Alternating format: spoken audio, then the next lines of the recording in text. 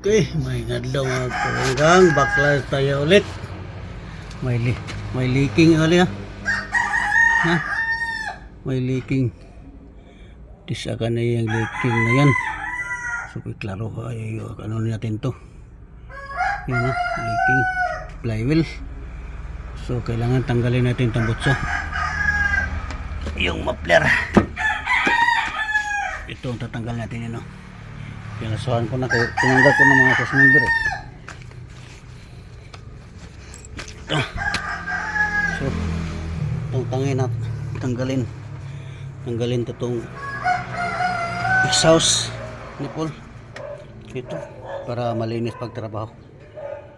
So yun lang mga guys ha.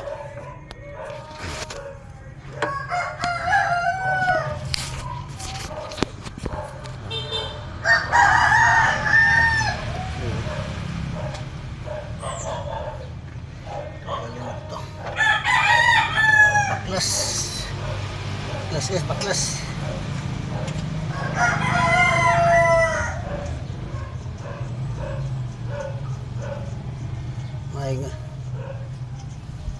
Medyo adlaw amping kanoy.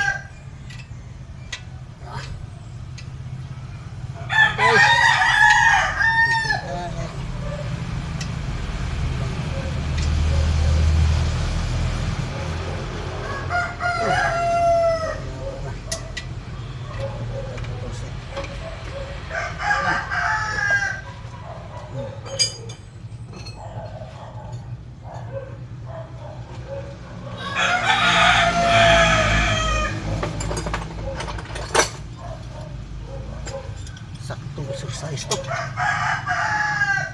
Saktong exercise.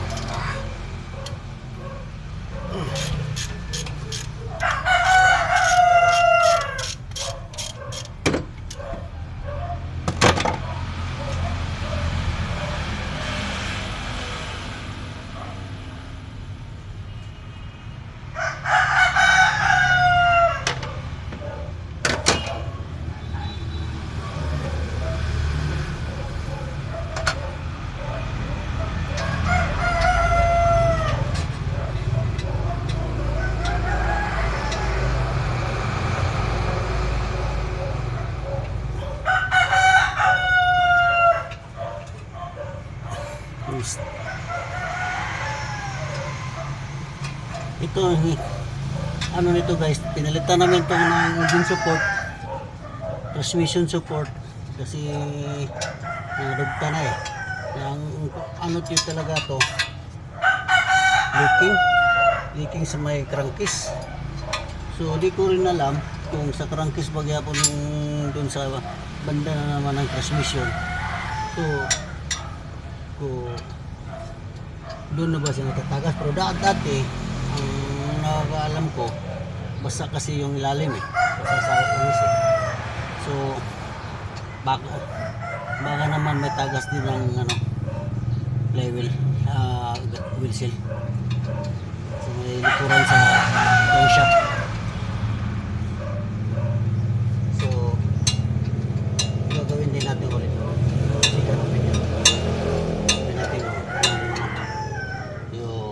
Crankcase paklasin ulit para siguro wala nang ano, wala nang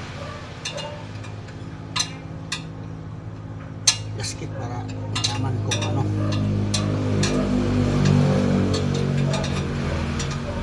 Dahil ang hirap sa mechanic ko guys, may back job kasi anong ano mo naayos mo. Kasi ang problema nito, walang gasket eh, walang cylinder gasket, walang mga nakadikit lang sa silat.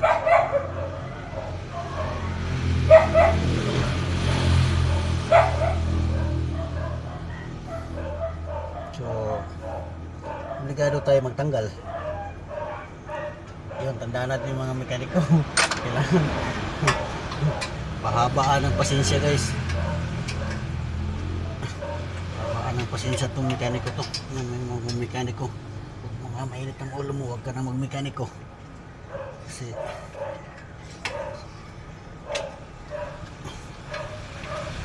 lang, akala mo tapos na eh.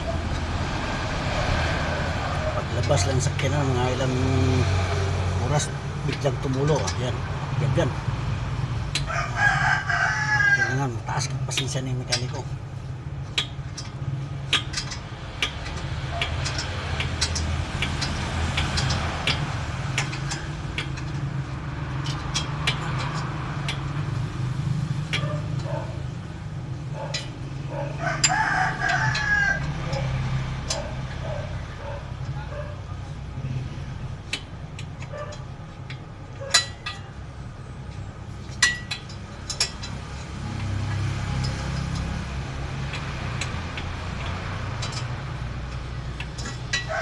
Okay. Maraming salamat guys.